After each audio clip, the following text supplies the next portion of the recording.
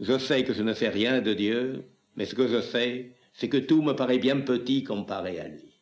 C'est absolument admirable, ce point de perfection qui est inconnu et qui nous permet de juger de l'imperfection des choses que nous ne connaissons que trop.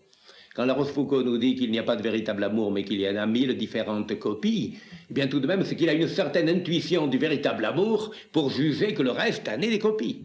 Voyez-vous, Simone Weil a un mot très beau, elle dit quelque part, on peut aimer Dieu, Dieu se donne à nous, eh bien comme parfait ou comme puissant, et à notre choix. Eh bien, voilà. Alors, ce que nous devons adorer en Dieu, ce n'est pas la puissance, c'est la perfection. Si Dieu est un Louis XIV à la énième puissance, évidemment, on s'inclinera toujours devant Louis XIV. On a à recevoir des faveurs et on a à craindre des châtiments. Eh bien, non, non, Dieu... Et même, j'arriverai jusqu'à dire que d'une certaine manière, il faudrait... Je ne dirais pas croire que Dieu n'existe pas, puisqu'il serait complètement ridicule. Si Dieu n'existait pas, nous n'aurions pas un tel appétit de Dieu, misérables comme nous sommes, mais ne pas trop penser à son existence pour penser à sa perfection. Voilà. Et d'ailleurs, des saints l'ont dit, Sainte Thérèse en particulier, je voudrais qu'il n'y ait pas d'enfer et qu'il n'y ait pas de ciel pour t'aimer pour toi-même. Voilà. Cette espèce de pureté impossible qui est là et vers laquelle nous devons tendre. Je crois que c'est cela, c'est essentiel. Sinon, la religion devient une assurance misérablement humaine. Alors, c'est pas la peine d'en parler, c'est sur le plan humain, vous comprenez. Plus on le prie, plus on l'aime, eh bien moins on peut le définir. Le terme le moins impropre, c'est amour. C'est-à-dire ce qui semble lui ressembler très peu, étant donné la mécanique du monde.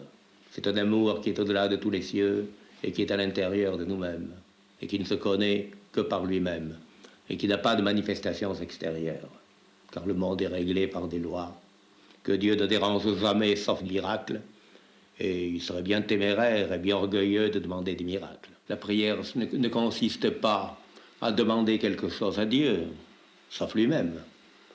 Sinon, demander à Dieu des biens extérieurs, c'est une forme très basse de prière. D'ailleurs, il n'est pas tenu de nous les accorder. Et s'il nous accordait des biens extérieurs à l'infini, ce serait très regrettable, car il nous priverait du monde intérieur. Et de lui-même. Et de lui-même, je l'ai souvent écrit.